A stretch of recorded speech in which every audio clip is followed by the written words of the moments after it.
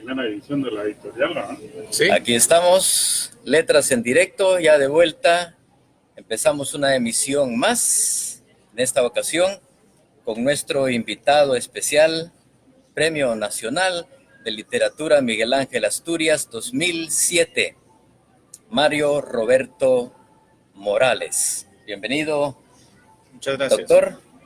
Bienvenidos. En este momento yo les ofrezco algo de tomar, un cafecito expreso, americano, latte o cappuccino. Muy bien, antes de que empecemos formalmente, entonces, el Ever, el amigo de Sofos, nos viene a ofrecer ya el cafecito. ¿Qué quiere usted? Un cortadito con hielo aparte. Cortadito con hielo aparte. Bueno, un cappuccino para mí, por favor. Cappuccino, con mucho gusto. En un momento se lo sirvo. Gracias. Pueden empezar el subo. Gracias. Muy bien, así nos atienden en Sofos también. Entonces, vamos a empezar formalmente esta emisión del sábado 23 de febrero 2019. Un año caliente en Guatemala, elecciones generales, y ya se van también prendiendo los amigos de Letras en Directo. Axel Santizo, gracias por estar acompañándonos. El poeta Giovanni Emanuel Cocholcá Tojón también integrándose. Brenda Solís, ¿cómo estamos, Brendita? Y el doctor Carlos Interiano también se prende inmediatamente. Werner Delgado. Bienvenidos todos. Poco a poco vamos a ir ahí saludando también a quienes nos van acompañando en esta entrevista. Como siempre, ustedes pueden saludar, pueden comentar, pueden hacer preguntas también a nuestro invitado en esta ocasión. Mientras se va desarrollando la charla, vamos revisando lo que ustedes van apuntando ahí en nuestro lado derecho. Saludos Mario y Rómulo, dice ya el doctor Carlos Interiano. Saludos. Bueno, vamos a empezar por conocer, y también tenemos hoy, hay que dar los créditos correspondientes al fotógrafo oficial. Le llamamos el poeta del café, porque todos los días invita al café en Facebook. Es Roberto Cifuentes. Está acá de camarógrafo esta ocasión también. Gracias, Roberto Cifuentes. Un resumen biográfico del doctor Mario Roberto Morales. Resumen biográfico extenso. Me imagino que si no fuera resumen tuviéramos un montón de hojas. Bueno, vamos a evitar tal vez algunas fechas, pero sí vamos a tomar en cuenta datos relevantes. Mario Roberto Morales es escritor, académico y periodista. Se graduó en el lejano 1972. Graduado de licenciado en Letras y Filosofía en la Universidad Rafael Landívar. Obtuvo un máster en Sociología Centroamericana en la Universidad de Costa Rica y un doctorado en Literatura y Cultura Latinoamericanas en el Departamento de Lenguas y Literaturas Hispánicas de la Universidad de Pittsburgh, en Estados Unidos. Ha sido representante de la Universidad de San Carlos de Guatemala en el Consejo Superior Universitario. Esto en Costa Rica, ¿verdad? Sí. Coordinador supervisor de Desarrollo Cultural en la Dirección General de Extensión Universitaria de la San Carlos, asesor cultural de la USAC también, igualmente director de la Maestría en Estudios Culturales de la Flaxo, Guatemala, y director del Centro de Estudios Latinoamericanos de la Escuela de Ciencias Política de la USAC. Ha ejercido la docencia en la Universidad de San Carlos de Guatemala, en la Rafael Landívar, en la Universidad Nacional de Heredia en Costa Rica, en la Universidad de Pittsburgh, Estados Unidos, y en la Universidad del norte de Iowa, Estados Unidos. Entre sus publicaciones se encuentran los libros de cuentos La debacle y el libro de las relaciones olvidadas, las novelas Los demonios salvajes y El esplendor de la pirámide, Señores bajo los árboles, Los que se fueron por la libre, que esta una novela que usted fue publicando por entregas, ¿verdad? En el periódico, sí. En el periódico. ¿En qué años? Esto fue durante la firma de la paz. Empecé creo que en noviembre del 96 y terminé en enero o febrero del 97. Fue el lapso en el que la paz se firmó. Ah, excelente. Y luego Era fue siglo publicada. XXI. Y luego fue publicada, ¿verdad? La novela. Fue publicada en México por Editorial Praxis. Perfecto. Bueno, también mencionamos El ángel de la retaguardia y Jinetes en el cielo. Tiene muchas publicaciones de ensayos, muchísimas. También ha publicado poesía, epigramas para interrogar a Patricia, epigramas en el 90 y epigramas de seducción y rituales para purificarse. Asimismo, es autor de 5 libros de texto para educación secundaria, coordinador de 2 volúmenes colectivos sobre problemática sociopolítica de Guatemala y otros más. Además de escritor y académico, Mario Roberto Morales ha sido un destacado columnista en varios medios de prensa, igualmente en impresos y electrónicos. Ha recibido varios galardones, entre ellos el Premio Centroamericano y del Caribe de Novela, otorgado en 1971 en la ciudad de Quetzaltenango. En los Juegos Florales Centroamericanos y del Caribe por su novela Obraje. El Premio Único Centroamericano de Novela de la Dirección General de Cultura y Bellas Artes de Guatemala con la novela Los demonios salvajes en 1977. Y el Premio Latinoamericano de Novela Educa en Costa Rica con la novela El esplendor de la pirámide en 1986. En el año 2007, el Ministerio de Cultura y Deportes le concedió el Premio Nacional de Literatura Miguel Ángel Asturias. Es además miembro de número de la Academia Guatemalteca de la Lengua, correspondiente de la Real Academia Española, y doctor honoris causa por la Universidad de San Carlos de Guatemala. Ese doctorado se lo otorgaron en el 2017, ¿verdad? Sí. Explíqueme un poquito lo del ser miembro de número de la Academia de Lenguas. ¿Qué significa? ¿Hay otro tipo de miembros en la academia? Sí, exactamente. Bueno, la Academia Guatemalteca de la Lengua es una de las tantas academias de la lengua de países de habla hispana correspondiente de la Real Academia Española. Entonces es la presencia de la Real Academia Española, en este caso en Guatemala. Hace 2 meses más o menos entregué mi cargo de tesorero de la directiva de la Academia Guatemalteca de la Lengua. Y el miembro de número es un miembro vitalicio porque hay un número restringido de miembros en cada academia, de tal manera que solo la muerte de los académicos va permitiendo que ingresen nuevos. Actualmente hay varias vacantes, digamos, por la muerte de gente como Luz Méndez de la Vega, como Margarita Carrera, y dos más, me imagino, y por eso ha habido ingresos recientemente a la academia. Pero sí hay otro tipo de membresía académica que no es la de número, que son miembros honoríficos, por ejemplo, ¿no?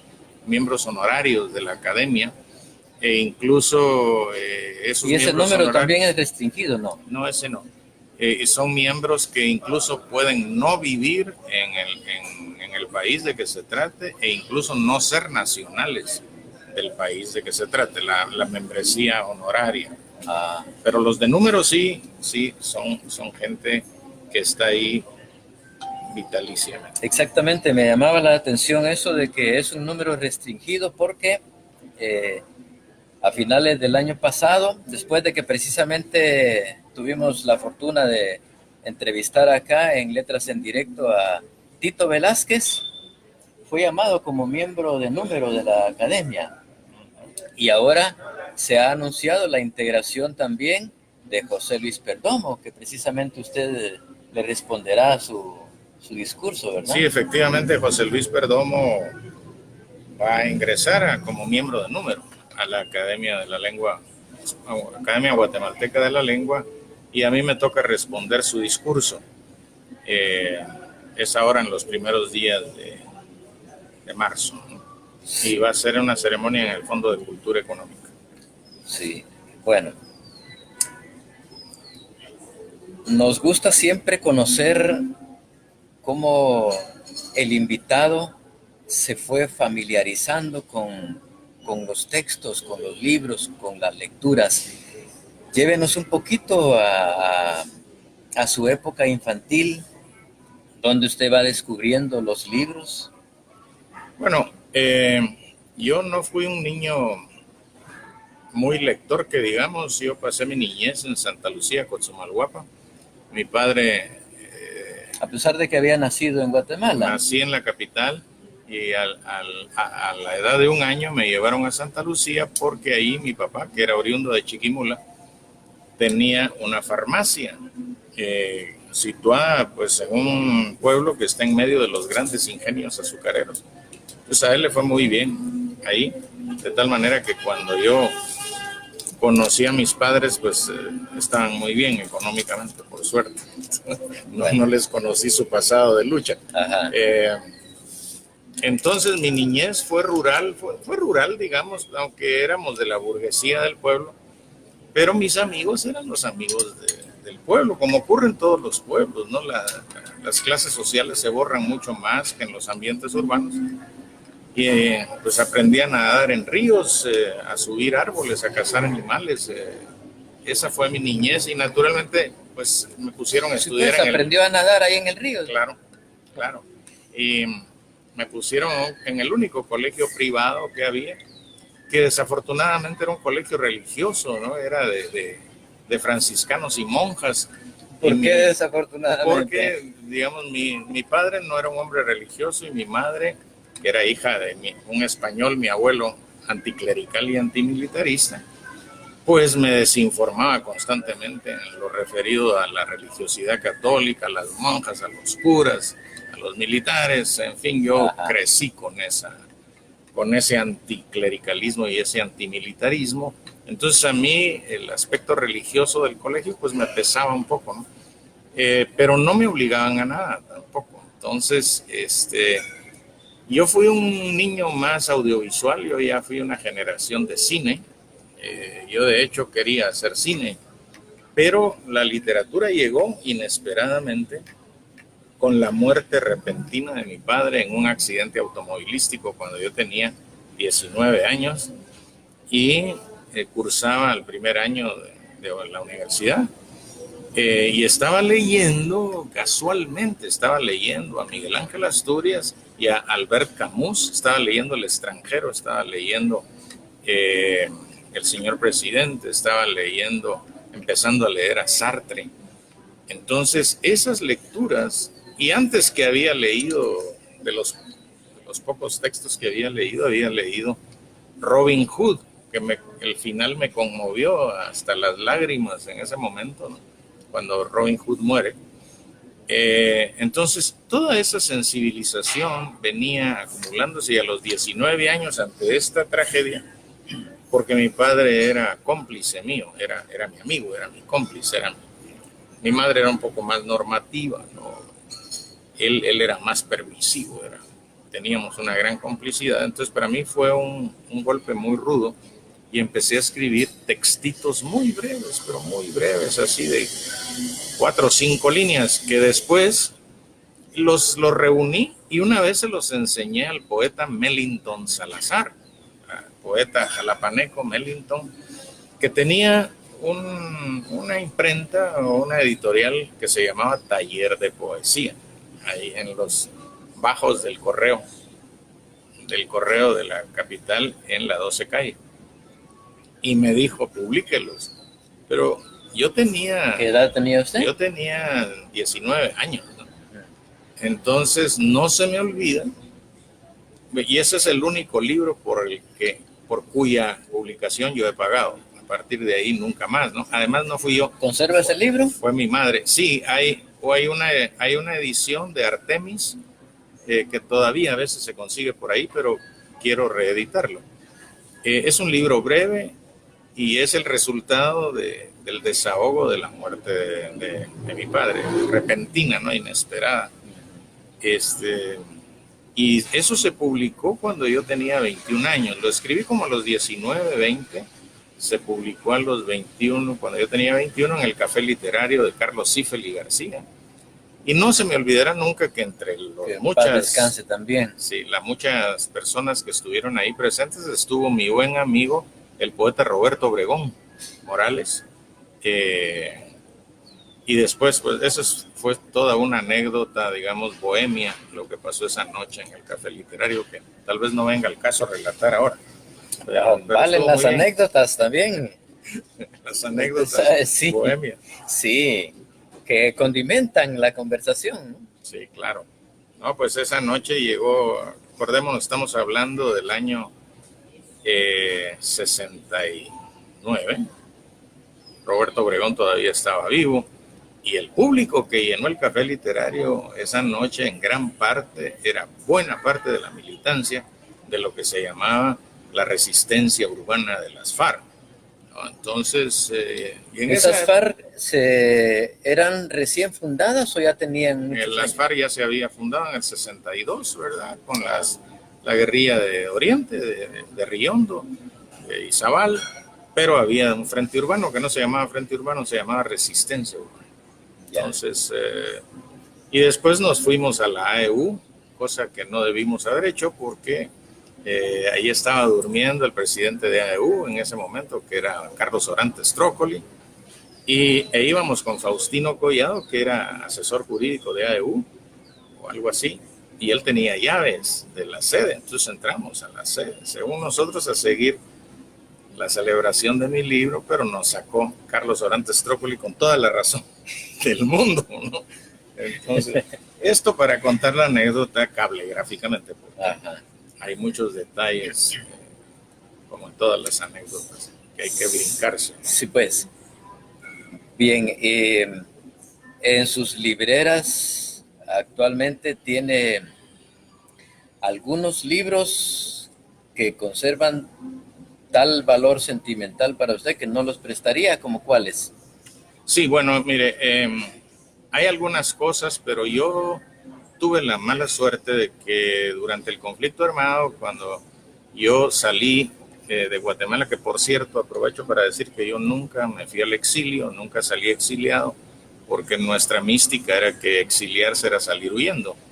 Yo fui a una tarea a México y ahí tuve la mala suerte de que, bueno, paré en Costa Rica y después en Nicaragua. Y en ese lapso, yo salí de Guatemala por 2 semanas y regresé a los 10 años. Si ya no pude volver en ese momento, no me lo permitieron. 10 años después regresó. Regresé. ¿Cuándo salió de Guatemala? ¿En qué año? En el 82. En el 92 estuvo de vuelta. Sí. Y entonces, en ese lapso, mi biblioteca, mi casa fue saqueada y mi biblioteca entera se perdió. ¿Fue saqueada? Sí. Es más, durante años mucha gente me enseñaba mis libros con mi firma o con autógrafos de autores que me los habían regalado, por ejemplo Adolfo Sánchez Vázquez, en fin, que me decían los compré en una librería de viejo, ¿no? Se vendió toda mi biblioteca, se vendió. Tenía historias del arte, de la literatura, de la filosofía. Eso duele. Claro, eso es un golpe del que yo no me recupero, ni me recuperaré nunca. Después, bueno, hice una pequeña biblioteca en Nicaragua, cuando estábamos en las milicias, hice una pequeña en Costa Rica y se quedó, se los di a mis hijas, y ahora tengo otra aquí en Guatemala, pero es muy pequeña y sobre todo son de libros que me regalan, que me han regalado, ¿no? pero ya no volví a tener el mismo entusiasmo por una biblioteca como lo tuve porque me la robaron. Y yo habría querido que esos libros de los que usted habla estuvieran todavía en los estantes, pero no, Sí. qué va, no, se perdió todo. Sí, esos libros se quieren como hijos, ¿verdad? Claro. Casi como hijos. Qué lástima. ¿Y se pudo averiguar algo de dónde provino ese ataque? Bueno, sí, eran, digamos, en esos momentos, pues varias veces llegaron a buscarme a la casa, y estaba solo mi madre, después la casa estuvo deshabitada mucho tiempo, mis hermanos viven todos en Estados Unidos, entonces la casa quedaba sola, y además mi mamá por lástima me ocultó el hecho durante años, ¿no? Porque yo estaba en Costa Rica o en Nicaragua o en Cuba, en donde fuera, y yo pensaba en un libro y sabía el lugar físico en el que estaba, en mi biblioteca, ¿no? Y entonces a veces aludía a ellos y mi mamá no decía nada. Hasta cuando yo iba a volver, que fue en el 92, porque la USAC me llamó para estar en extensión universitaria, que ella ya no pudo ocultármelo, y antes de que yo viniera me soltó la verdad, y cuando vine, pues vine a ver los estantes vacíos, ¿no? Una cosa muy, muy fea. De seguro, de seguro. Bueno, en esa vuelta que usted dio fuera del país, me acabo de enterar, no sé si sea cierto, porque algunas cosas, o usted de alguna manera se va a ir convirtiendo en leyenda también. ¿Es cierto que estuvo en Brasil y que en Brasil fue apresado? No, desgraciadamente nunca he estado en Brasil. Yo estaba en México. Y en México lo que ocurrió, esta historia está relatada en Los que se fueron por la libre. Yo iba a México a una tarea de 2 semanas. Pero allá las cosas se pusieron mucho mejor y tenía que quedarme, pero necesitaba dinero. Entonces me mandaron un compañero con dinero, pero el compañero no tenía ninguna experiencia internacional, era un compañero proletario, al que precisamente por su inexperiencia capturaron en el aeropuerto. Entonces él denunció dónde estaba yo y me capturaron a mí. Estuve 3 días siendo torturado físicamente en México. Y esa historia... Es que eso significa que usted ha perseguido aquí en Guatemala. Pues... y aquí llegó una orden, no sé qué. No, eso fue... ¿Cómo está la cosa? Eso fue una cosa de la Federal Mexicana, de la Policía Federal Mexicana. Y yo habría vuelto sin ningún problema si no es por el incidente con este compañero. Entonces fui apresado, pero se movieron allá gente mexicana y Amnesty International me sacó a los 3 días, deportado a Costa Rica. Entonces yo ya no pude volver. Y en Costa Rica me pusieron una tarea en Nicaragua. Entonces me fui para Nicaragua, ¿no? Y ahí sí, entre Nicaragua y Costa Rica pasaron 10 años. Entre el medio de los cuales aquí el movimiento fue terminado. Pero fue allá donde tuve esa experiencia. Y después tuve otra de encarcelamiento y tortura psicológica en Nicaragua. Pero eso ya fue por problemas de la izquierda, ¿no? Digamos, la gente de izquierda, en esa época peleábamos mucho entre nosotros y la gente de la URNG le pidió de favor a ciertos amigos sandinistas que nos dieran a nosotros una lección, porque nosotros decíamos que aquí la guerra se estaba perdiendo. ¿Usted pertenecía a qué agrupación entonces? Era el Movimiento Revolucionario del Pueblo, ISHIM, MRP. ISHIM. Sí, nuestro comandante era Edgar Palma Lau, alias Chicho, que cayó en combate todavía estando yo aquí. Lo sucede Efraín, comandante Efraín, Carlos Rodríguez Ágreda, quien cae en combate en el 84 en la zona 2, a la vuelta de una sinagoga que hay ahí.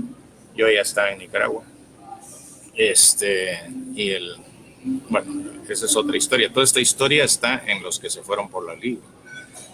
Entonces ahí sí fueron 2 meses y 4 días muy intensos, ¿verdad? Muy intensos. Entonces, esas son mis 2 experiencias, una de parte de la derecha y la otra de parte de la izquierda, pero nunca tuve una experiencia de esas en Guatemala. Yo creo que aquí no habría yo sobrevivido, porque aquí no había presos políticos, aquí solo había desaparecidos. El que agarraban de una vez desaparecía. Nadie estaba presente. ¿Cómo, denos un ejemplo, cómo puede ser una tortura psicológica? ¿Qué, por ejemplo, le hacían, le decían? Bueno, hay varias cosas, ¿verdad? En primer lugar, tiene que haber un debilitamiento físico, digamos, Falta de alimento. una dieta de arroz, queso seco y agua, por ejemplo. Poco. Entonces, eso debilita mucho. Y después, interrupciones del sueño, pérdida de la noción del tiempo, no saber si es de día o de noche, celdas oscuras, interrogatorios sin sentido en mitad de la madrugada, a las 2 de la mañana lo despiertan con una urgencia enorme que necesitan hablarle y se trata de interrogatorios estúpidos. Por ejemplo, ¿qué te gusta desayunar? ¿O dónde estabas el 12 de abril de 1982? De lo que se trata es de que uno vuelva 20 minutos o media hora después a la celda y no se pueda dormir. Entonces, eso es, y bueno, o cosas de te vamos a fusilar mañana, ¿no? Así Sí, que pues, prepárate. el temor a la muerte. Y además de no decir por qué está uno ahí, ni mucho menos si va a salir y cuándo. Entonces, es una incertidumbre absoluta. Y eso, naturalmente, está diseñado para que 10 años después estalle y estalla, ¿no? En mi caso, estalló en una depresión repentina que me llevó, por suerte, yo estaba en Pittsburgh y tenía seguro médico, dental, psicológico y fui a terapia psicológica. Se me diagnosticó la enfermedad de los soldados gringos que fueron a Vietnam, que es el estrés postraumático, y para eso un psiquiatra, pues con su psicólogo asistente, fueron los que me diagnosticaron y me quedé con el psicólogo un tiempo hasta aceptar que yo había sido víctima. Yo no podía aceptar, no quería aceptar que había sido víctima, ¿no? Hasta que lo acepté, entonces dejé salir una ira inmensa porque eran los propios compañeros. Ese era el peor conflicto. Que en México, por ejemplo, yo me sentía fuerte porque sabía que era el enemigo, pero en Nicaragua la cosa fue distinta porque eran los propios compañeros y estábamos en Nicaragua defendiendo la revolución sandinista. Entonces, en lo que averiguamos de dónde había venido, por qué había venido, cuál había sido el móvil, y todo eso pasó algún tiempo, ¿no?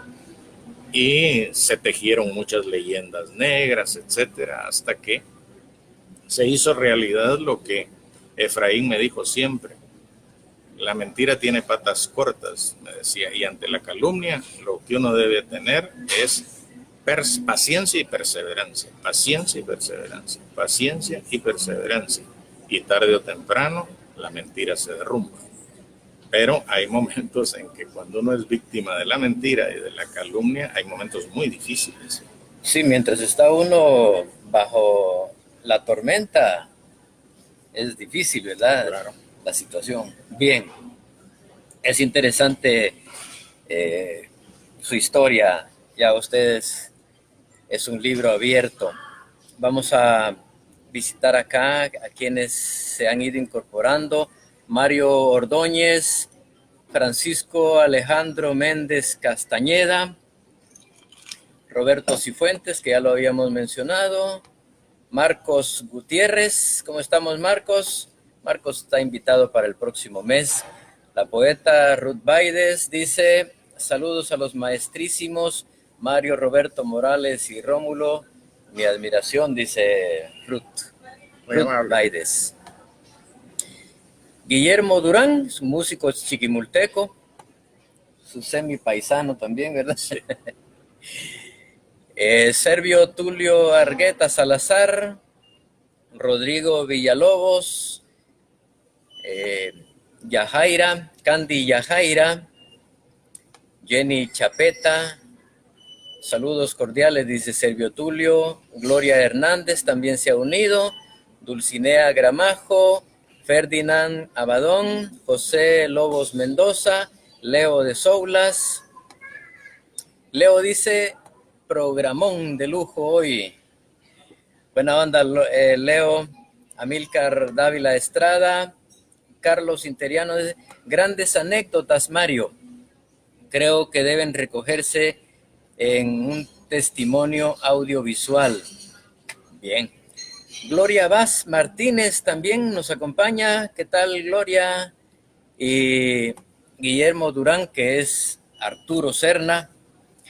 La historia de vida de este personaje sería una gran novela. Debería considerar escribirla. Saludos. Gracias. De hecho, va quedando en su literatura. En cada uno de sus libros hay parte de Mario Roberto. Y Gloria Vaz dice, ella es de Argentina. Igual que en Chile durante la dictadura de Pinochet, desaparecidos, torturados, lanzados al mar desde un helicóptero. Claro. También usted cuenta en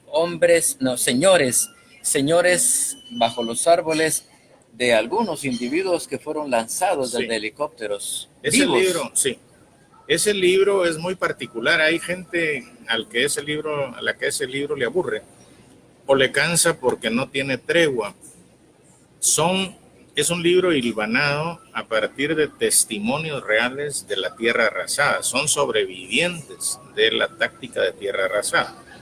¿Cómo llegué yo a esos testimonios? Porque siempre me lo preguntan, ¿no? Una noche salí yo de la Flaxo de Costa Rica, estaba traduciendo un libro del inglés al español que se llama Guatemala cosecha de violencias, de Robert Carmack, que fue el primer libro en el que se aparecieron testimonios de indígenas, ¿no?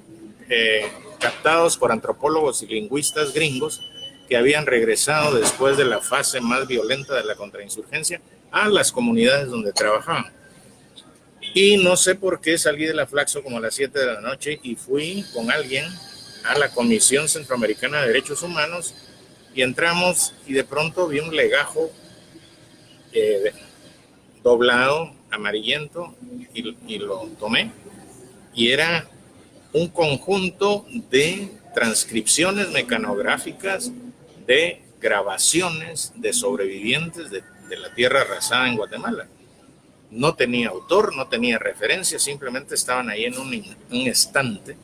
Yo pedí permiso para fotocopiarlo y me dieron el permiso para fotocopiarlo y durante algún tiempo no supe qué hacer con aquel material porque sobrepasaba la imaginación y la ficción. Las formas en que se torturó a la población civil durante la contrainsurgencia fue una cosa verdaderamente. La ficción no es capaz de captar eso. Entonces, decidí por fin darles una salida a las voces y servir yo nada más como un artesano que viabilizaba literariamente las voces, porque las transcripciones no tenían ni puntuación, eran transcripciones de grabaciones. Entonces, de pronto recibí la invitación para ir al International Writing Program de Iowa, que fue el otoño de 1993, y a lo largo de esos 4 meses, de septiembre a diciembre más o menos, escribí Señores bajo los árboles, que después se publicó en inglés. Esta es la portada de Señores bajo los árboles.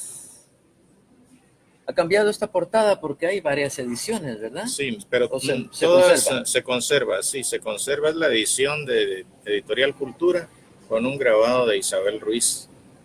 Se conserva, sí, hay varias ediciones, no sé si 5 o algo así.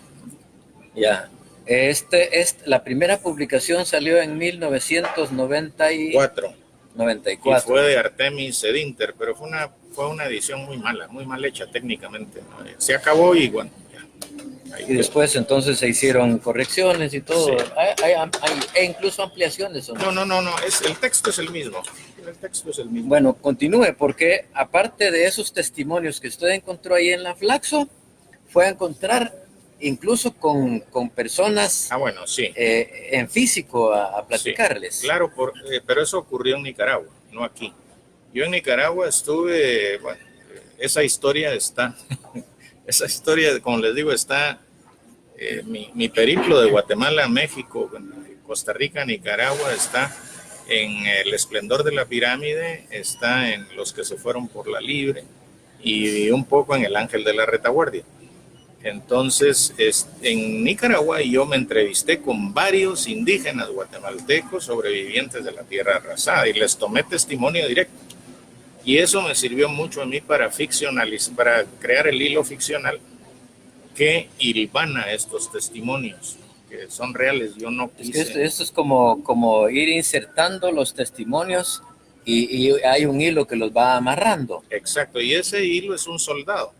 Es un soldado que se llama Toribio de León y yo lo imagino siempre en San Juan del Obispo. Es un homenaje a mi buen amigo Luis de León.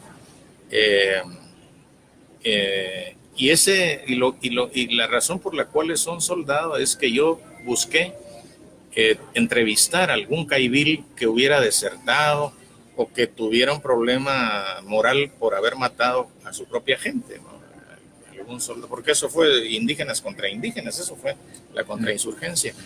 Pero nunca lo encontré, ¿no? Otoniel Martínez me dijo que él sí lo había hecho con alguien en México y publicó un libro que no recuerdo el nombre, pero él sí lo logró hacer, yo no. Entonces lo inventé y es este caibil el que sirve de hilo conductor que va hilvanando todas las voces que aparecen, porque es un libro lleno de voces. Hay niños, hay niñas, hay brujos, hay principales, hay hombres organizados, hay hombres mujeres que no están organizadas en la guerrilla, sino que son población civil. Es relato de sobrevivientes, de lo que vieron, ¿no? Aclárenos un asunto, que trata usted de homenajear a Luis de León, al gran Luis de León, pero a través de Toribio. No, porque sí. Toribio es un caibil de lo más desalmado que hay. Sí. Era uno de los que mataba, pero como salvaje. Sí, pero es un individuo con grandes problemas de conciencia, precisamente por eso, porque el curso caibil lo que hace es matar la humanidad del soldado, ¿no? Es el lavado de cerebro. Sí. Además, digamos, hacer cosas que, es decir, pasar la barrera, transgredir la barrera de la moral. Por ejemplo, la famosa técnica de criar un perro, alimentarlo, cuidarlo y después matarlo con las propias manos, ¿no?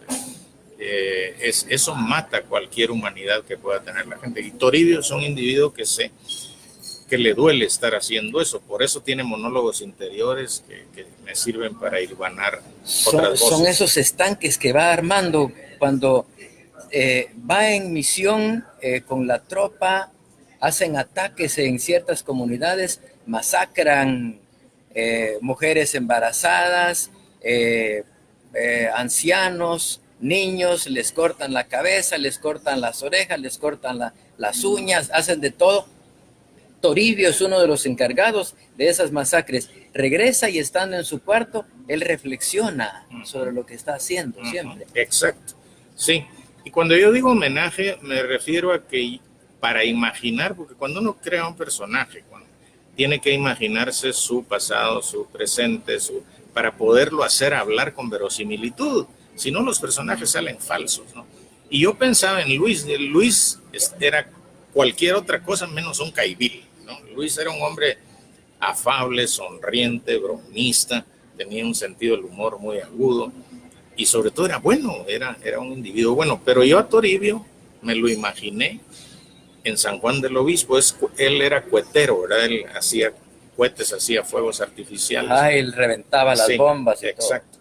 Entonces el entorno que yo me imaginé para crear a Toribio fue la casa de Luis en San Juan del Obispo, su mamá pasando por ahí, su papá en el patio, barriendo las hojas secas de los árboles que caían en el patio de tierra.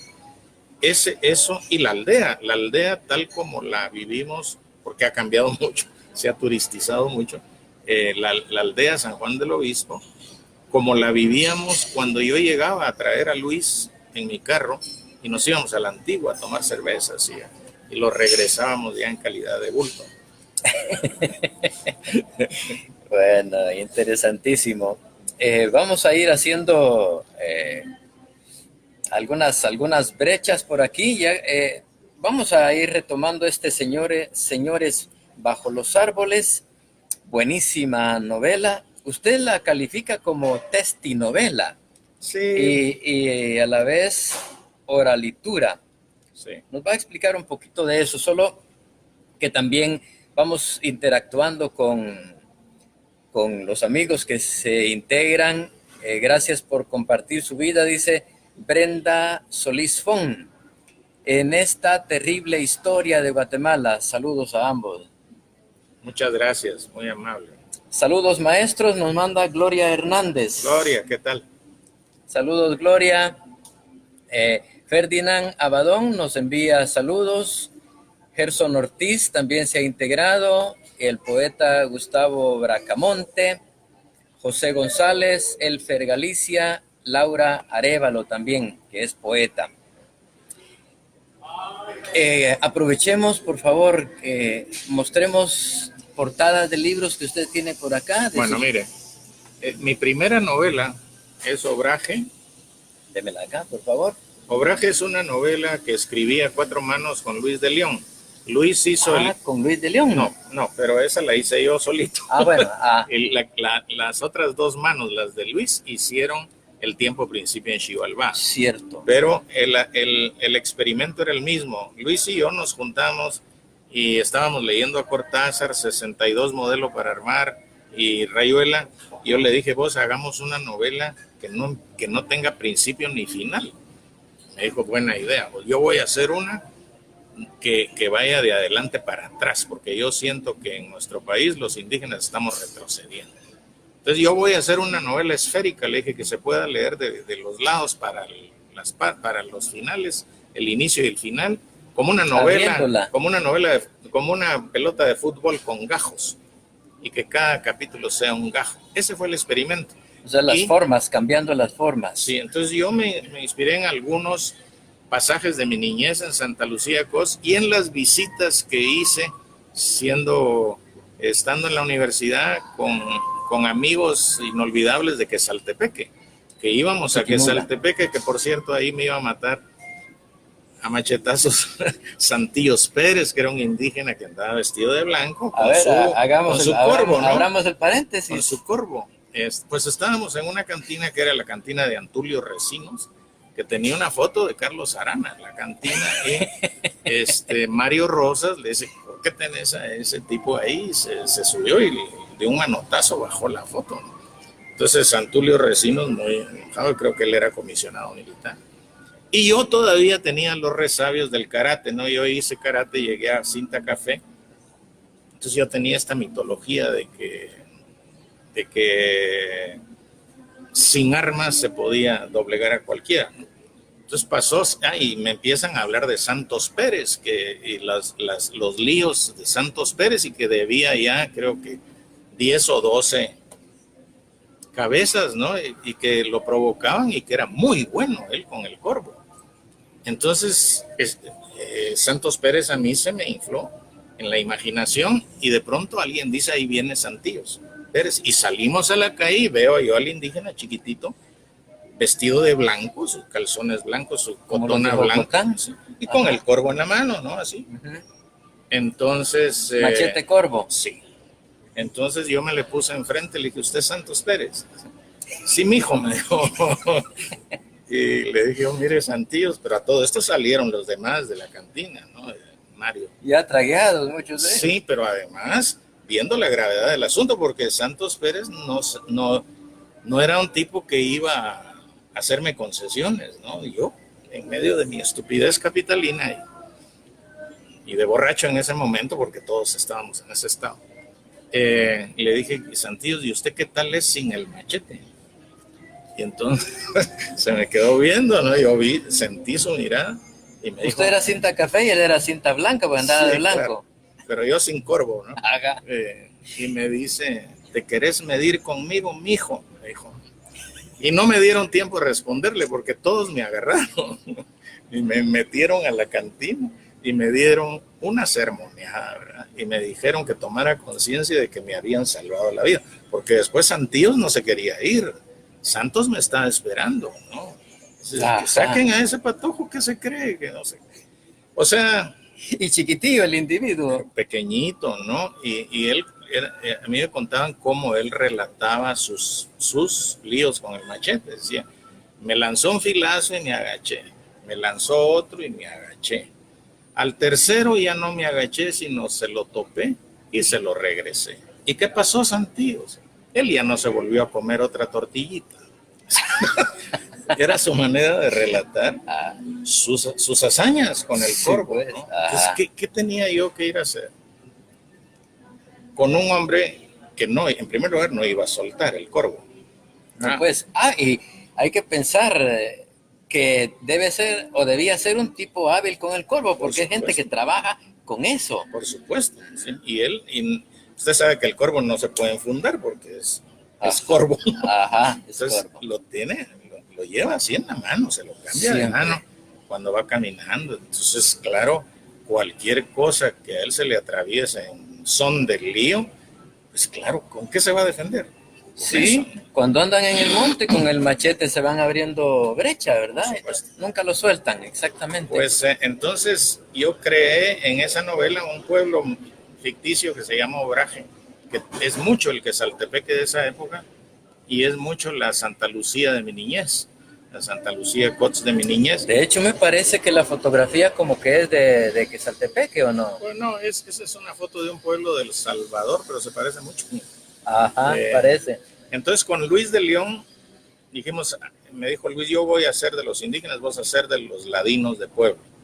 Porque una vez yo me metí a escribir sobre indígenas y hice varios cuentos que se publicaron en un periódico que se llamaba La Nación y eran cuentos así de realismo mágico y se los enseñé a Luis y me dijo, están bonitos vos, me dijo, pero déjame los indios a mí y ocúpate de tus ladinos. Y le hice caso.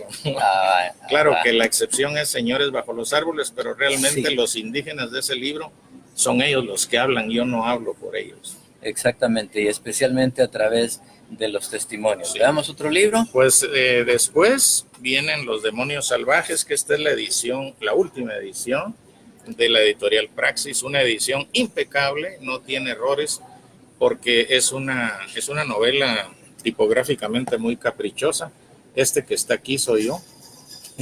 Yo estoy 2 veces, estoy sentado con la guitarra, con tragos, y aquí arriba del carro sentado también. Siempre con tragos, ¿no? No, ahí sí no. Ahí sí. Vaya, hay dos versiones de usted ahí. Sí. Y son fotos de la época, ¿no? De los años 60, del rock and roll, en fin. ¿Cuál es el contenido de este libro?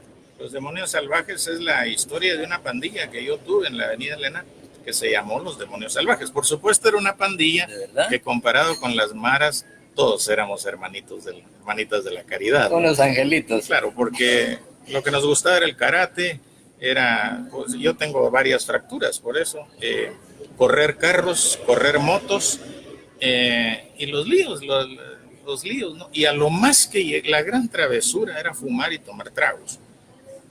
Yo no pasé de eso, yo jamás pasé a drogas mayores que el alcohol. No. Porque no era la época tampoco, seguramente si hubiera vivido... Pero estábamos entrando en el hipismo, ¿no? Sí, claro. Pero incluso los hippies pues no pasaban de la marihuana, o bueno, el LSD, que yo jamás lo vi por suerte. Pues es una pandilla, ¿no? De jóvenes de barrio, de la Avenida Elena. Y el punto de reunión era mi carro, era el carro que yo tenía. Yo era aficionado a correr motos y carros en el circuito Las Ninfas de Amatitlán. Y pues es una novela urbana. Pero no es este carro.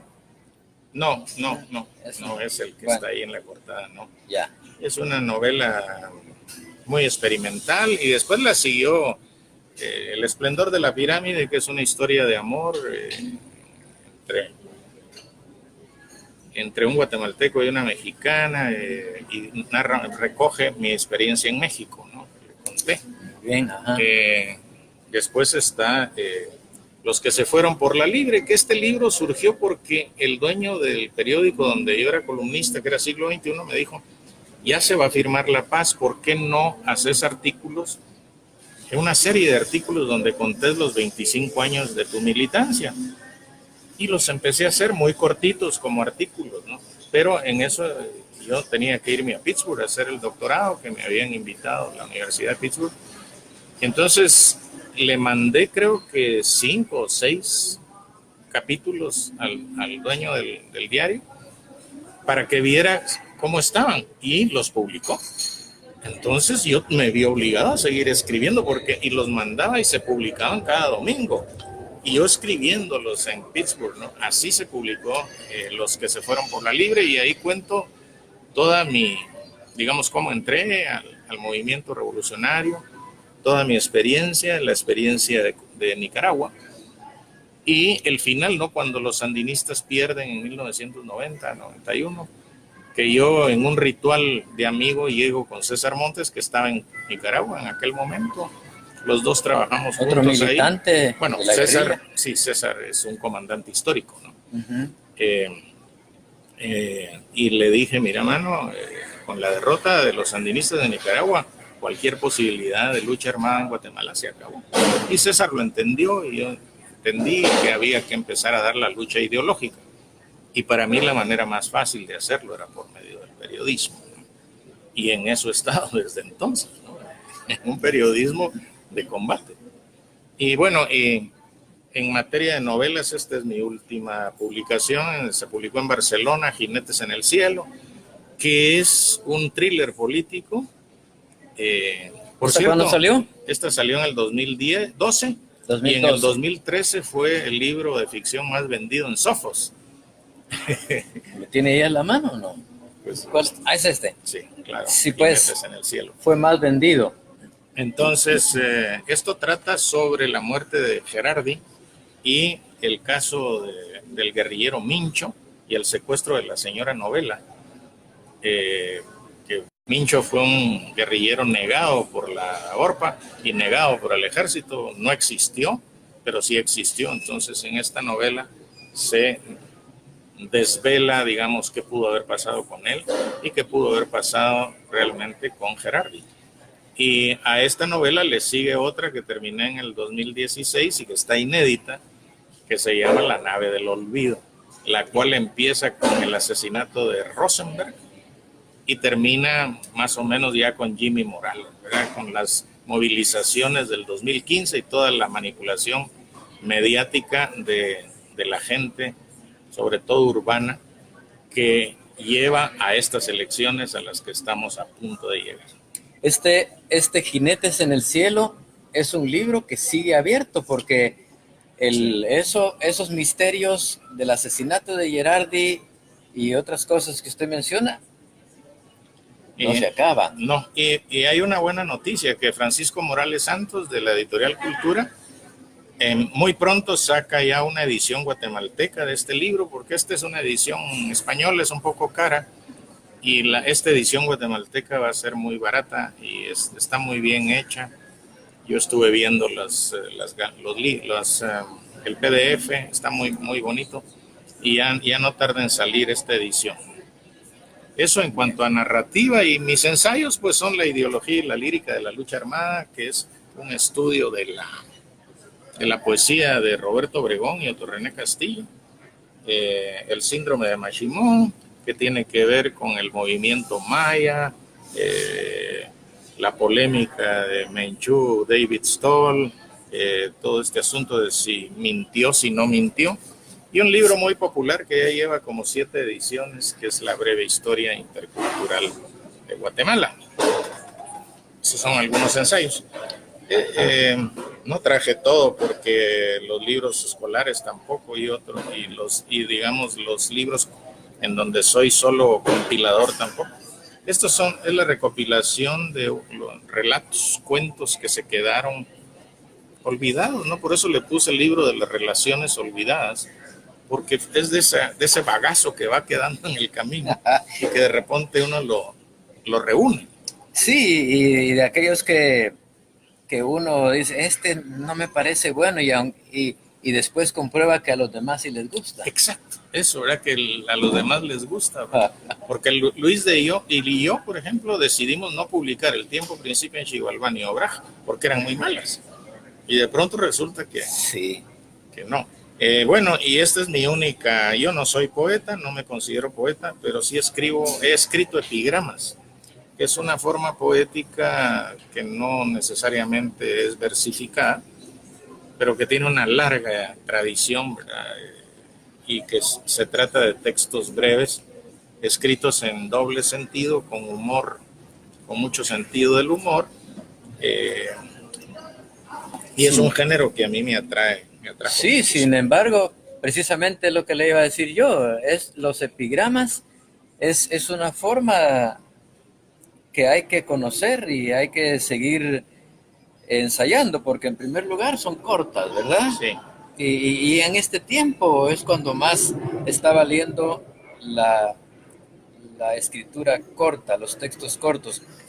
Aprovechemos, quiero que conozcamos algunos de los poemas que están aquí, algunos epigramas, Bueno, que nos mire, haga la lectura y después vamos a seguir visitando ahí a los amigos. acordémonos que el epigrama es una forma poética, sarcástica, mordaz, irónica, a menudo en doble sentido, y por lo general se trata de ataques a otras personas. Esa es la tradición, sobre todo romana, del epigrama. Pero yo quise incursionar en la poesía amorosa, epigramática, ¿no? O sea, como burlándome un poco del romanticismo, pero sin renunciar a él, ¿no? Entonces, este es el juego de los epigramas míos. El libro se llama Epigramas de seducción y rituales para purificarse. Quiero mostrar otra vez la portada, le devuelvo estos Y libros. según yo, es un manual para seducir. Manual para seducir. Sí. Y que probó su efectividad no conmigo, sino con un amigo que estábamos en Costa Rica y me dijo, ¿me autorizás para que use tus epigramas sin tu nombre, sino con el mío, con motivos de seducción? Sí, le dije, te autorizo y me contás si es efectivo, porque quiero ver si la poesía sirve para algo todavía, ¿no? Y después me contó que lo había hecho y que gracias a los epigramas era papá de un niño guatemalteco canadiense. Así que los epigramas surtieron efecto. Y rituales para purificarse. Sí. Léanos algunos. Bueno, hay unos, no sé, yo no soy bueno para leer poesía, pero... Que originalmente los epigramas eran compuestos de 2 versos nomás, ¿verdad? Y con el tiempo se han ido ampliando. Sí. Hay uno que Dípticos se llama eso, ¿verdad? Dos versos nada más. Y hay epigramas que son imitación de otros epigramatistas, ¿no? Por aquí hay uno que es imitación de Ernesto Cardenal, por los famosos epigramas de Ernesto Cardenal a Claudia, ¿no? Pero bueno, se me perdió. Los primeros que se publicaron fueron los epigramas a Patricia, que los publicó voy a leer 2 o 3. Bien. Hay uno, el primero se llama Patricia Impotente y dice, ¿pero qué puedes tú hacer, Patricia, contra mi amor por ti? Solo puedes oponerle tu belleza, tu dulzura. Estás indefensa, Patricia. ¿Cómo puedes pensar que te es posible vencerlo? Atinado.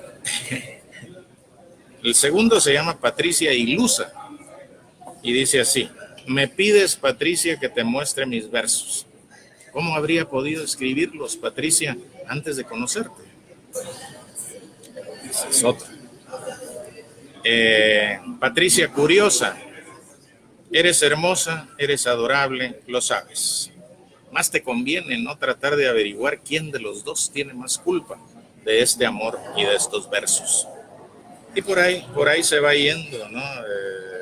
Son 150 páginas de epigramas amorosos. Y a mí se me dan, después de que publiqué este libro, creo que he escrito, no sé, 10, 15 epigramas más. A mí no se me da la poesía así como se me da la narrativa o el ensayo.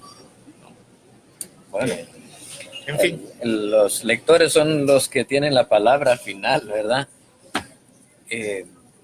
La interactuación siempre, Rafael Romero también nos acompaña, José Roberto Leonardo, Melesio Carrera.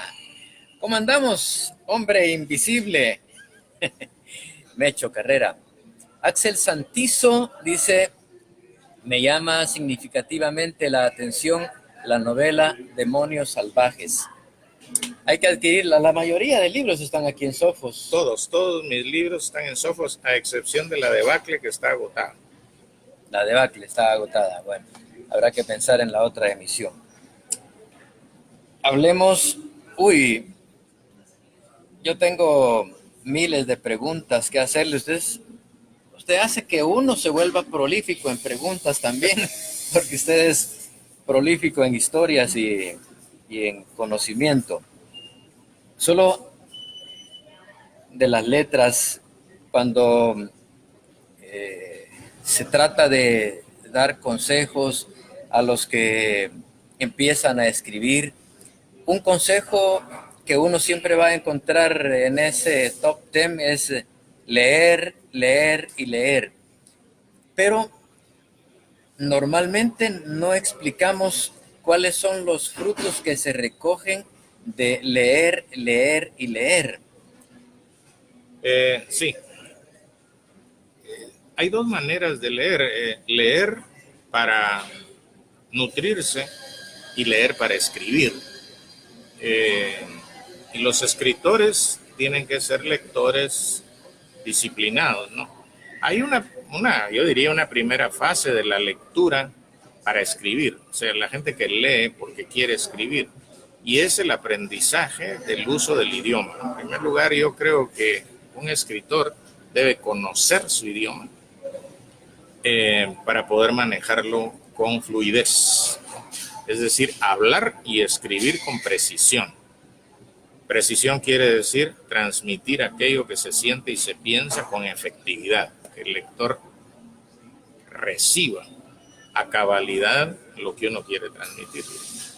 Entonces, esa es una forma de leer y es una forma, digamos, caníbal de leer. Uno lee a los escritores, averigua cómo hizo para escribir ese libro, cómo hizo para darles estructura a esta novela, sobre todo en las novelas de policíacas, de detectives, los thrillers, pero en cualquier novela tiene una estructura y uno establece cómo la escribió.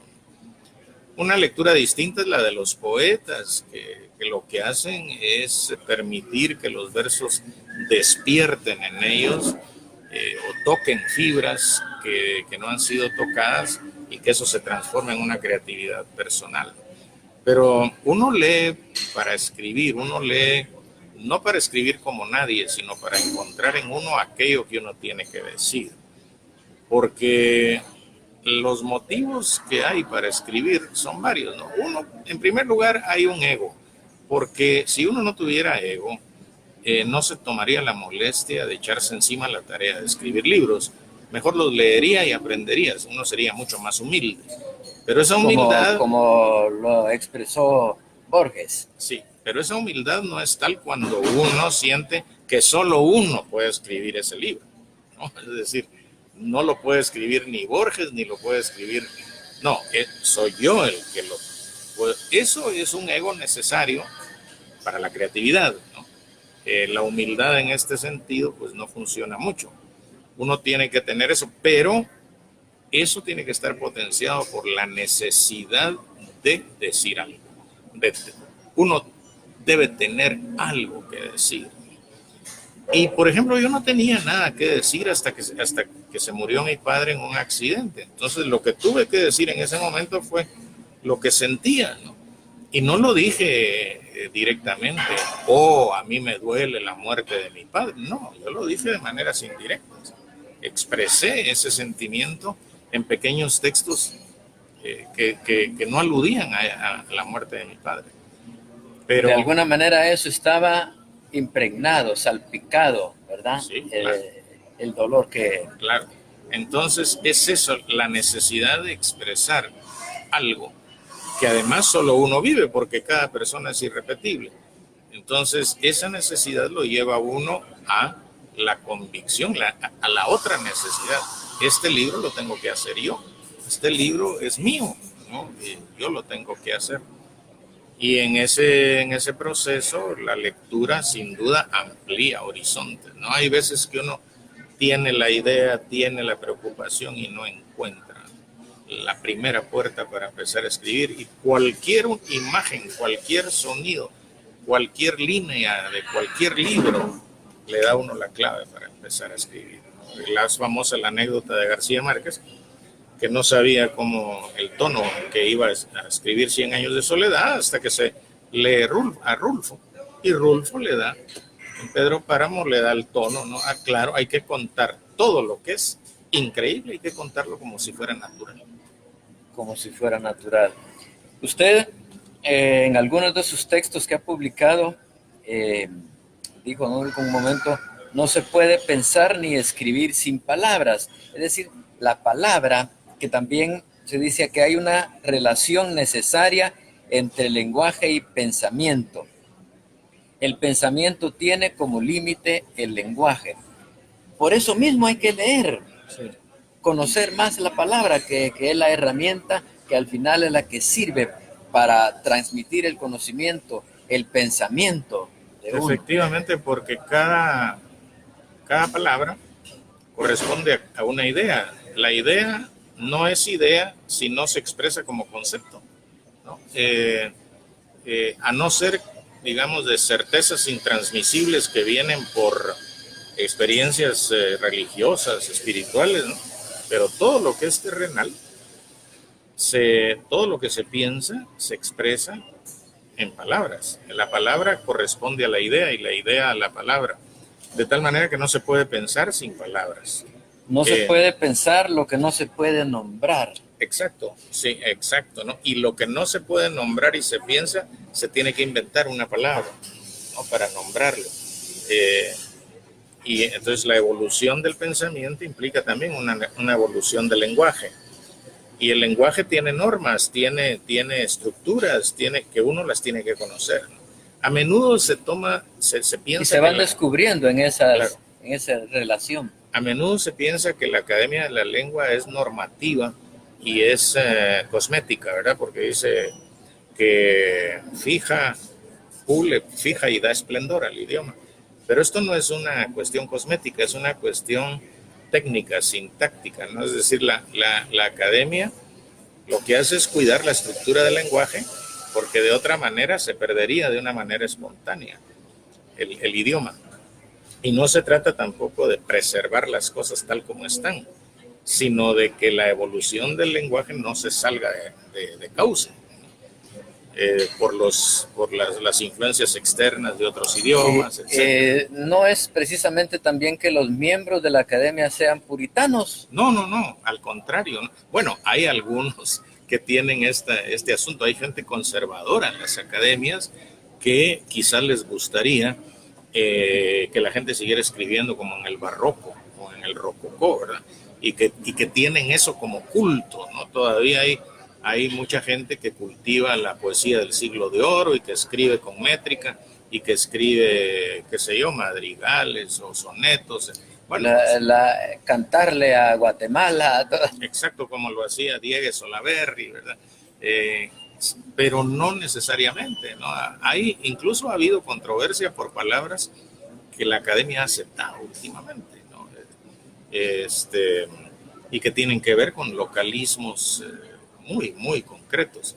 ¿Usted es partidario o acepta ese ingreso de extranjerismos, esa mezcla de extranjerismos con el español? A veces es necesaria, sin duda, otras veces es absolutamente innecesaria y se debe a que la gente no conoce el equivalente castellano de la palabra, por ejemplo, en inglés, ¿no? Por ejemplo, si alguien está escribiendo algo, yo lo he visto en los columnistas, ¿no? Y en lugar de decir marco, dicen framework. Pareciera que no supieran que que hay un equivalente en español para eso, ¿no? O, por ejemplo, que escriben accountability. Bueno, eso es entrega de cuentas, rendición de cuentas. Lo que pasa es que ya no saben el equivalente en español. Ahora, hay veces como, por ejemplo, faxear, cuando había fax, que ya no hay, ¿no? Textear, que no es equivale a escribir, en fin, una serie de vocablos que tienen que ver con tecnologías recientes. Eso es la inevitable. principal responsable. Pero mire, hay términos que se van volviendo muy cotidianos, muy habituales, que no sé si, aunque tienen su equivalente, se van a terminar aceptando, o no sé si algunos ya se terminan aceptando, porque el uso como que va dictando la norma también. El caso del link. Todo mundo en internet no usa enlace, sino que usa link la mayoría de gente. O vínculo, ¿verdad? Hay muchas maneras de decir link, vínculo, enlace, pero se dice por, no sé, por comodidad o por, no sé, ¿verdad? Además el inglés se le presenta al hispanohablante popular como un idioma superior y no lo es, ¿no? No lo es, ¿no? Si fuéramos a eso, si fuéramos a comparar lenguas comparadas, el español es un idioma mucho más complejo que el inglés. Sí. Y no digo que por eso sea superior. Borges decía, yo pienso en inglés y escribo en español, por eso no uso adjetivos. De verdad. No uso muchos adjetivos. Y el caso de Humberto Acabal, que él sí indudablemente pensaba en su lengua materna, ¿verdad? Y así escribía primero sus poemas. Bueno, no estoy tan seguro, ¿no? Porque para mí Acabal es un pupilo eficiente de Luis Alfredo Arango. Y si usted lee la poesía de Arango, va a ver que el sentido del humor de Acabal es muy parecido al de Arango, ¿no? Lo cual no demerita a Acabal. Pero quién sabe si es posible que él pensara en su idioma y lo tradujera, ¿no? Sí, lo expresó. Pero hay que ver los andamios de la literatura siempre, ¿no? Y no se trata de encontrarle influencias a la gente, ¿no? Pero en el caso de Acabal digamos, la deuda de Acabal con Luis Alfredo Arango es evidente. Enorme, sí, indudablemente. Pues esa relación, esa lectura que es la que se recomienda. Yo acabo de descubrir un pensamiento de una literata que se llama Laura Garavaglia. Ella apunta lo siguiente: no se puede pensar en escribir versos sin habitar de forma constante el lenguaje de la poesía. Estar en esa relación cotidiana, diariamente, con la lectura, con las letras. Por eso si la palabra es tan valiosa, entonces se hace obligada, podría decir yo, esa relación habitual. Si leemos nosotros todos los días, eso nos va ayudando para hablar de frutos, a mantener fresca en la memoria, en la mente, muchos términos y a la vez ir incorporando otros, ¿verdad? Claro. Y sobre todo, digamos, pienso en lo que acaba de decir, habitar el idioma, la lenguaje de la poesía. Yo pienso en los talleres de poesía de Nicaragua, que yo los presencié cuando Ernesto Cardenal andaba ahí metido haciendo estos talleres de soldados, talleres de obreros, talleres de campesinos. Y se trata de la poesía con la que hablamos todos, ¿no? Hay una forma metafórica de hablar. Por ejemplo, los guatemaltecos no sienten curiosidad, sino sienten armonía, ¿no?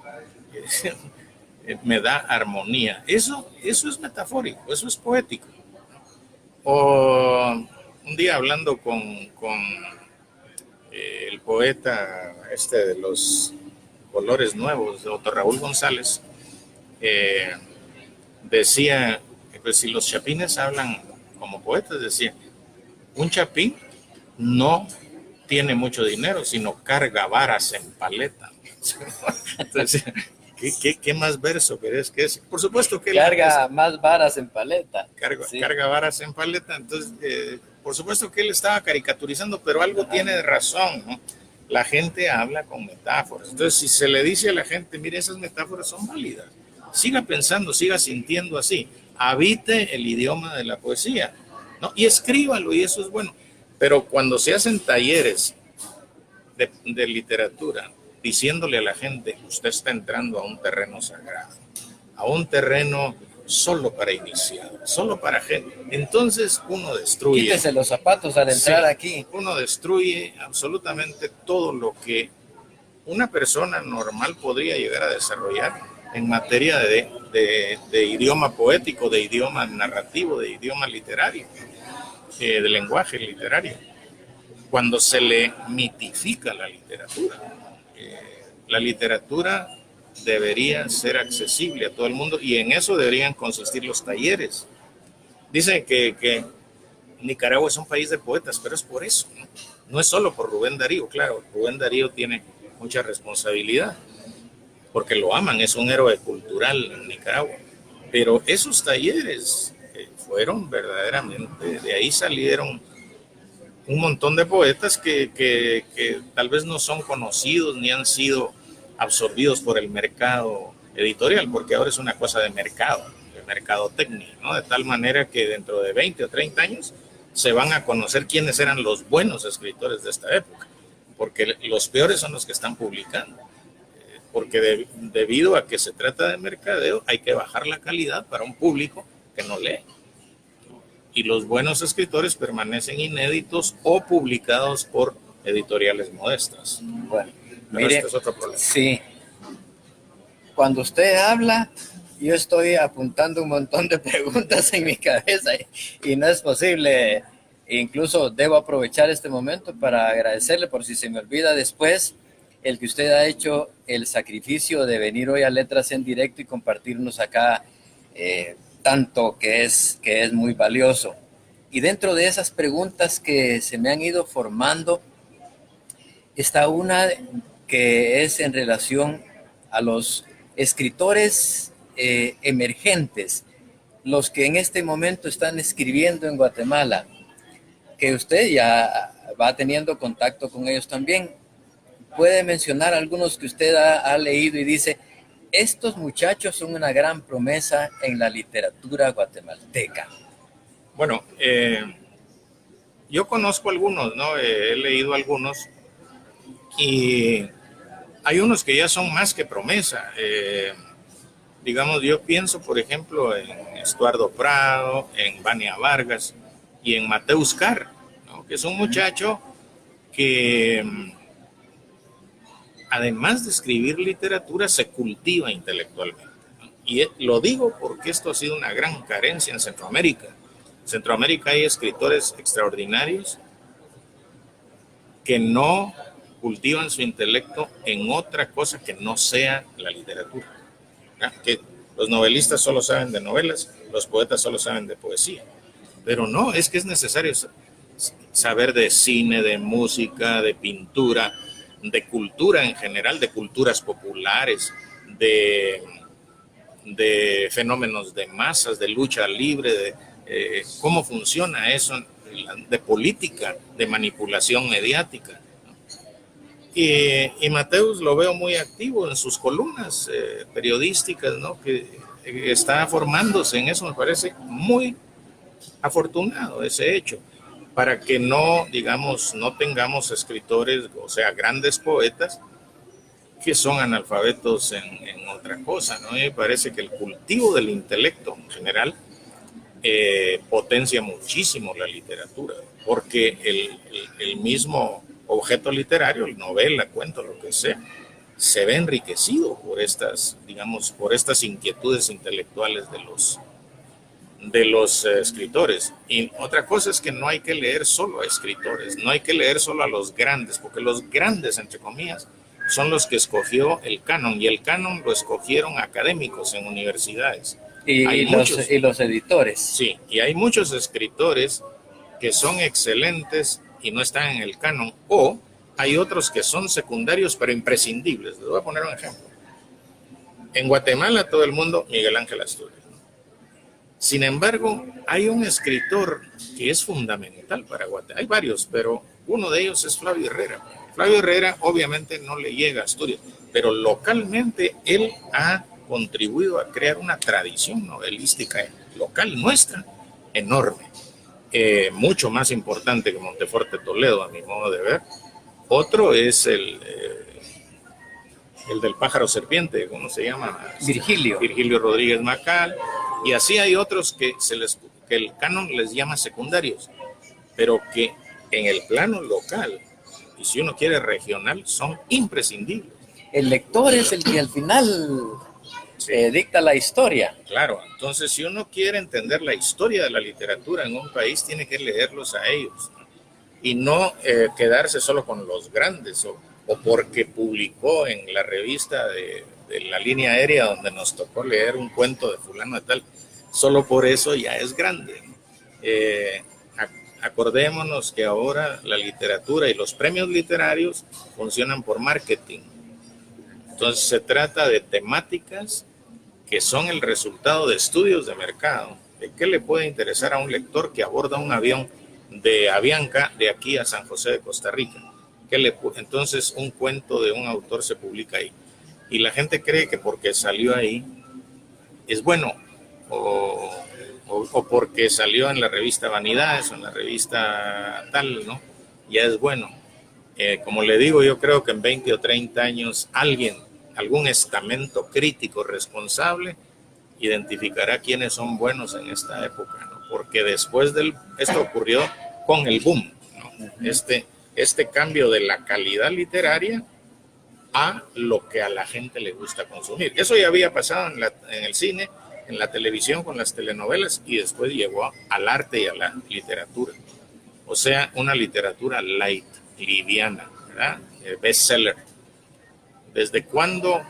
¿Qué relación hay entre la calidad literaria y el volumen de ventas? Ninguna. Es decir, las masas reciben aquello para lo cual fueron maleducadas, para que les guste, ¿no? Que incluso hay gente que compra el libro, pero solamente para darse el paquete de que compra libros, pero no los lee, los va a poner a la librera nomás. Bueno, en fin. Vamos a revisitar, señores, Bajo los árboles, pero antes de ello, Gustavo García también se ha unido. Saludos desde el Caribe, dice. Sí, allá en Puerto Barrios. Sí, exactamente. ¿Cómo estará el clima allá en Puerto Barrios actualmente? José Estrada también nos acompaña. Antes de ir a Señores Bajo los Árboles, hoy es sábado 23, mañana domingo 24 es el evento ese de los premios Oscar. Usted ha sido cineasta también, le gusta ver películas. Sí, he escrito guiones que no se han filmado. Sí, excelente. ¿Ha visto alguna de las películas que están nominadas ahora? Bueno, Roma, ¿no? No sé cuáles están nominadas, pero el escándalo de Roma, eso es inevitable verlo. ¿Y cuál es la calificación suya de Roma? Mire, Roma es una película hecha se recurre mucho a lo que se llama el plano secuencia.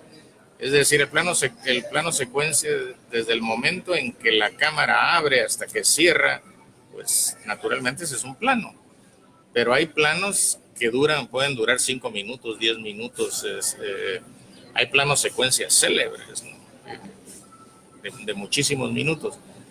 Y la cámara de Cuarón, pues a menudo parece un ojo neutral, como cuando entra el automóvil y se fija en detalles como la ceniza del fumador, etcétera. La empleada doméstica que está trapeando, quitando y en popó. definitiva, esa cámara, digamos, que está ahí viendo, es el ojo del niño que era Cuarón, que cuando vivió todo eso, ¿no? Eso está visto a través de los ojos del niño. Y a mí visualmente la película me parece muy afortunada, a mí me parece muy buena visualmente. A mucha gente le parece lenta porque el cine comercial nos acostumbró a que cada 8 minutos tiene que ocurrir una explosión, un asesinato, una violación o algo para que la tensión se mantenga. De tal manera que ahora la gente ya no puede ver películas de Bergman ni de Fellini porque se duermen. Y Roma no respeta eso, ¿no? Digamos, este efectismo de Hollywood al cual ya nos habituamos. Y por eso la gente se aburre. Entonces, yo no sé, hay una película de Fellini que se llama Amarcord, que en el dialecto romagnolo quiere decir yo me acuerdo. Es una película sobre recuerdos de niñez de Fellini, evocados con la magia de la niñez. Algo así es lo que hace Cuarón con Roma, ¿no? La banda, por ejemplo, ¿qué tiene que ver la banda de guerra desfilando? O el afilador, o en fin, ¿no? Solo tiene que ver con los estudiantes, los bochincheros. Bueno, eso sí, eso digamos es una cosa política de la época que él vio desde una ventana, ¿no? Ajá. Desde afuera, mejor dicho, desde adentro, vio hacia afuera. Pero simplemente es el amor al recuerdo, ¿no? Ajá. Y naturalmente es el amor a una criada, en el sentido de que cualquiera que haya tenido una nana, eso ya no se acostumbra. Se acuerda del amor que un niño le llega a tener a una sirvienta y el niño no sabe que es sirvienta, simplemente la quiere. Y está acostumbrado a que le pide lo que tráeme tal cosa, tráeme tal otra.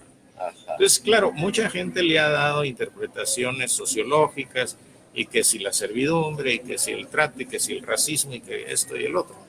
Yo creo que lo que hizo fue nada más abrazar su niñez en un acto terapéutico.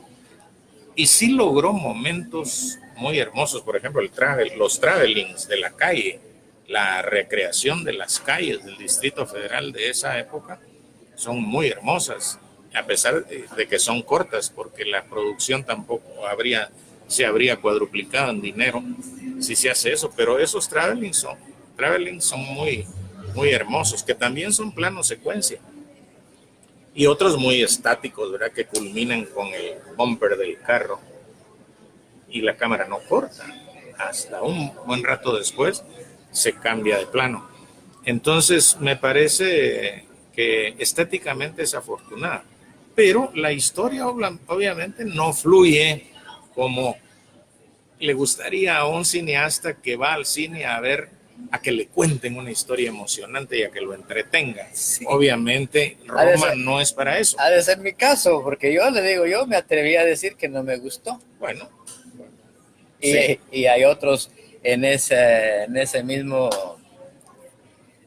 con esa misma opinión. Y es que a mí me pasó también, depende del momento, digo yo, porque yo la empecé a ver después de las 10 de la noche y hago siempre ese comentario de que se tira 40 minutos solo de labores domésticas, sí. Limpiando popó, trapeando, sirviendo y todo. A los 40 minutos la paré esa noche y me dormí. Pero después, como ocurre que dice uno, quiere demostrar que es buen lector y esta novela me lleva muy, muy duro y la voy a terminar solo porque debo leerla. La vi después, pero sí me quedé con eso de que, chica, muy cansada y todo. Es lenta, tiene un ritmo lento, pero eso es intencional, ¿verdad? Es intencional. Y yo creo que la fama que le están haciendo tiene que ver con eso, como que es un retorno al cine estético, ¿no? Y no simplemente contar algo emocionante. Pero es interesante las polémicas que ha desatado, sí, ¿no? Y sobre todo el mundo del trabajo doméstico. Muchos que dicen que es también para tirarle algo a Trump, estarle llevando todo. Bueno, y a propósito, ¿Trump o Maduro? Había el tuit de Maduro que dice, a mí me derrocan con Paul McCartney o los Rolling Stones, no con Juanes, no con Maná, no con... Complicado, ¿no? Es complicado, sí, pero yo creo que Venezuela es un país soberano y que nadie debería inmiscuirse en eso. La aventura guerrerista que está provocando cierto sector de poder en Estados Unidos que tiene que ver con la industria armamentista y a los que les convienen las guerras porque es el mercado para vender armas, que son los que están haciendo eso, pero dentro de Estados Unidos hay muchísima gente guerras. Sin inventarlas, que se opone a eso, ¿no? Ya Putin advirtió, ya China advirtió que una conflagración ahí podría ser desastrosa, y lo que los latinoamericanos debemos tener presente es que una guerra en Venezuela no se va a circunscribir a Venezuela. En primer lugar, se va a extender a Colombia y Brasil, y después, quién sabe a dónde. Vean el Medio Oriente. Empezó con la invasión a Irak, vean hasta dónde se ha expandido eso. Vean ahora Siria, Afganistán, Siria. Igual iría pasando aquí. Y a los fabricantes de armas, eso es lo que les gusta, eso es lo que quieren. Es el concepto. Lo necesitan. Sí, guerra permanente, ¿no? Para que la fabricación de armas no se detenga.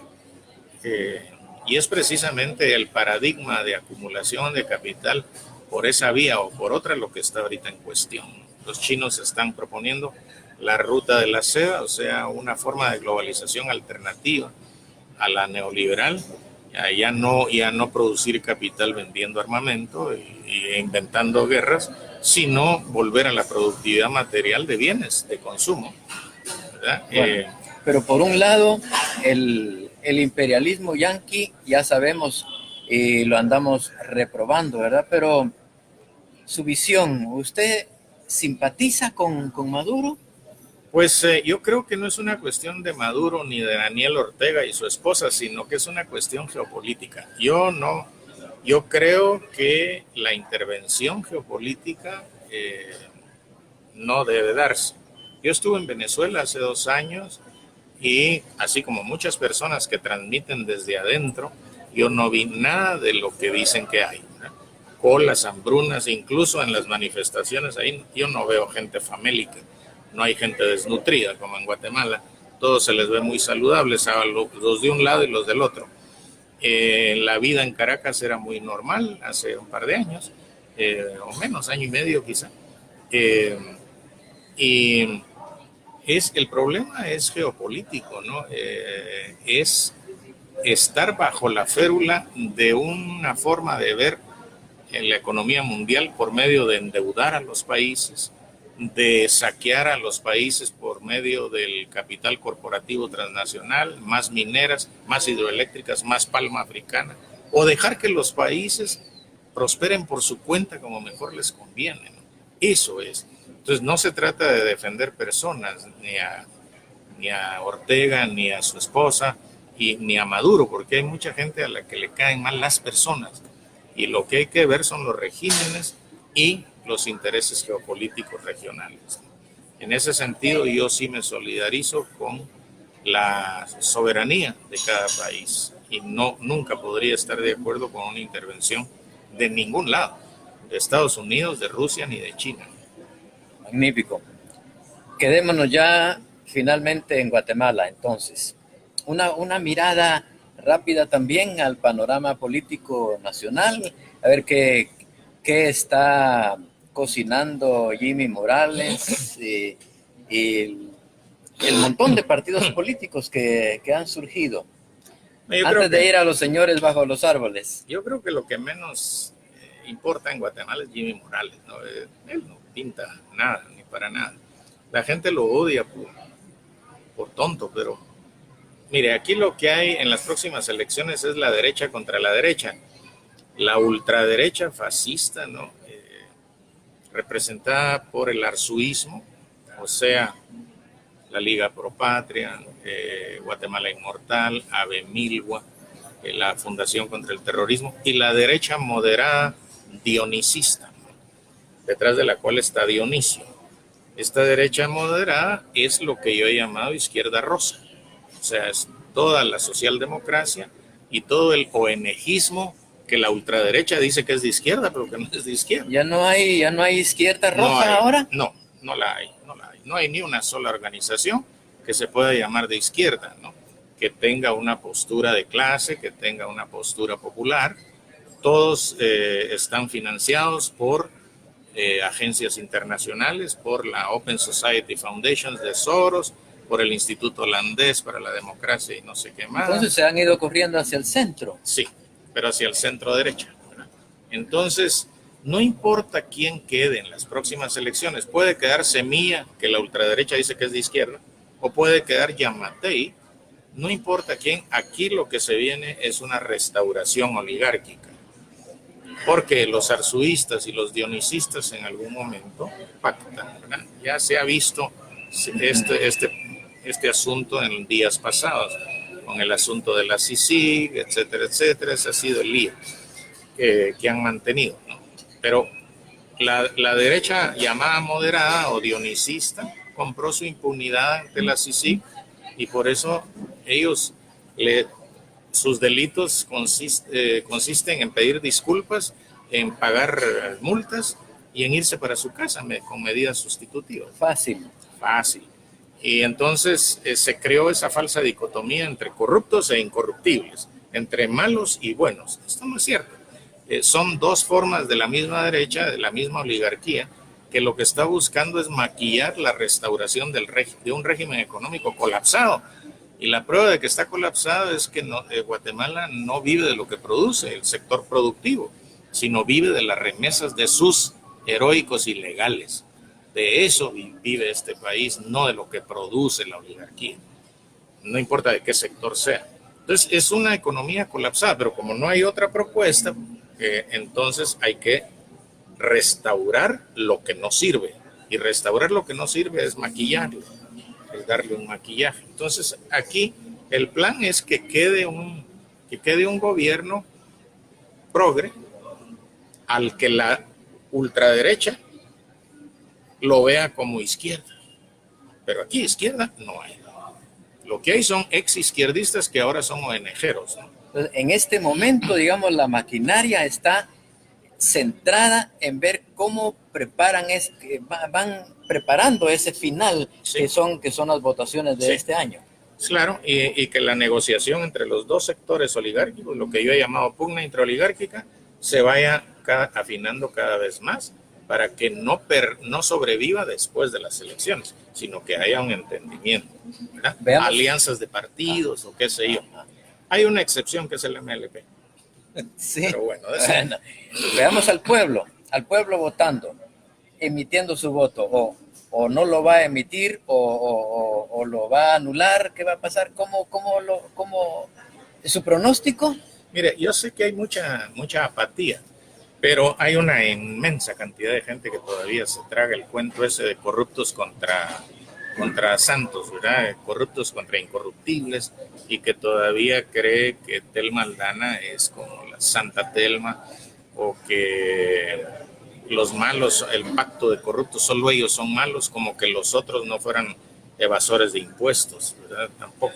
Hay mucha gente que se traga eso porque, desgraciadamente, desde 1954 nuestro sistema educativo ha ido para atrás y nuestro pueblo es más inculto que hace 20 años y más que hace 40.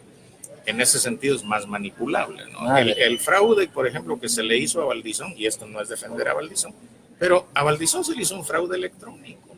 ¿Cómo va a ser eso que en aldeas de Oriente, que usted conoce muy bien, donde la gente no vota cruzado porque vota disciplinado, vota por el partido, alcalde, diputado, presidente?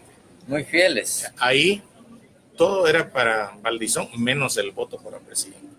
¿De dónde salen esos cruces? ¿De dónde salen esa astucia política de pronto en aldeas donde la gente no sabe leer? En fin, hay muchas formas de hacer fraude.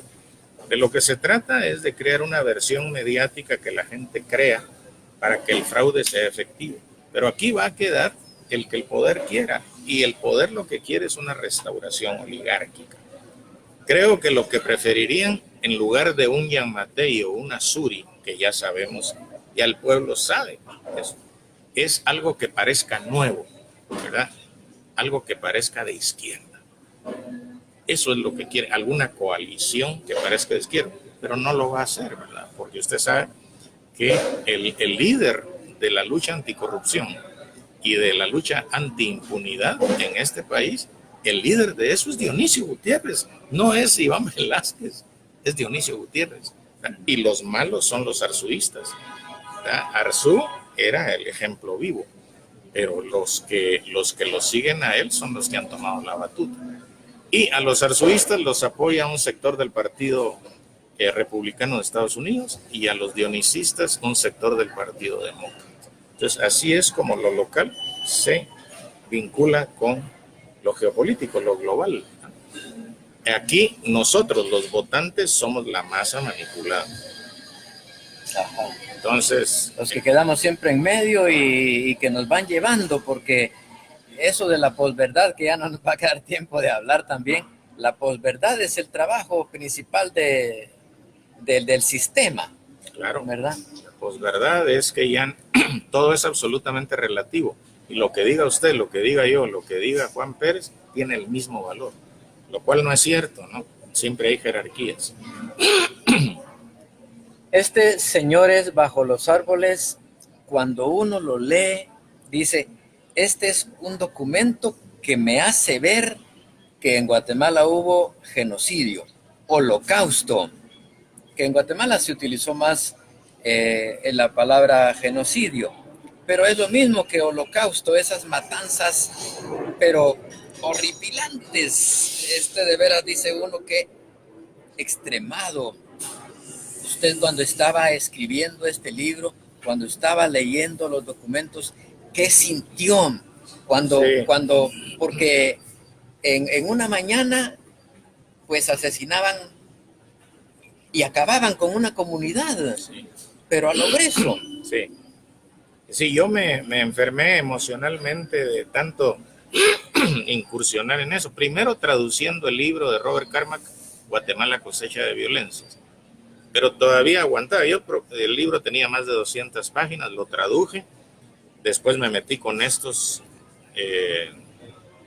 testimonios. Había leído el de Menchú y escribí el libro. Pero después de eso yo dejé varios años. Y no lo he vuelto a leer, ese libro de pasta a pasta. Lo he abierto así.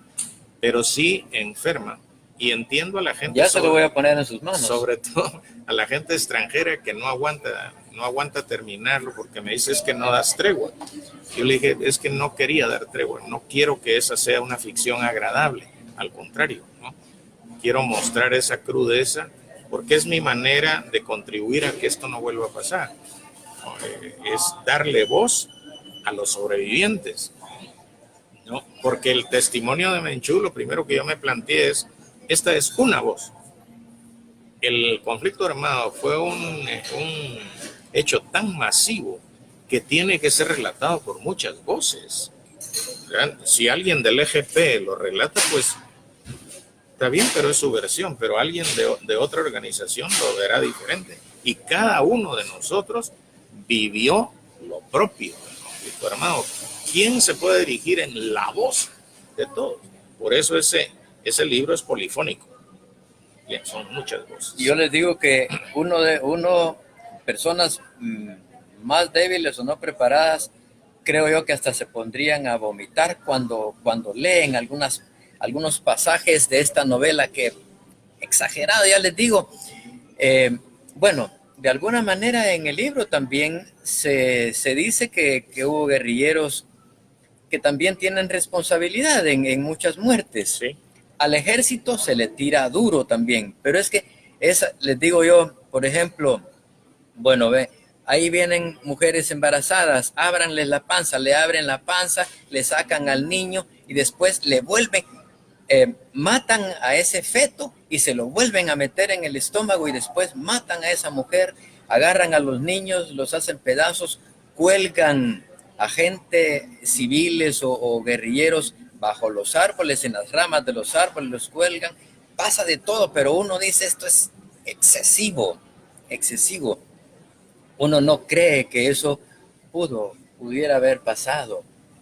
Me imagino que la gente que sufrió ha de llorar al leer esto.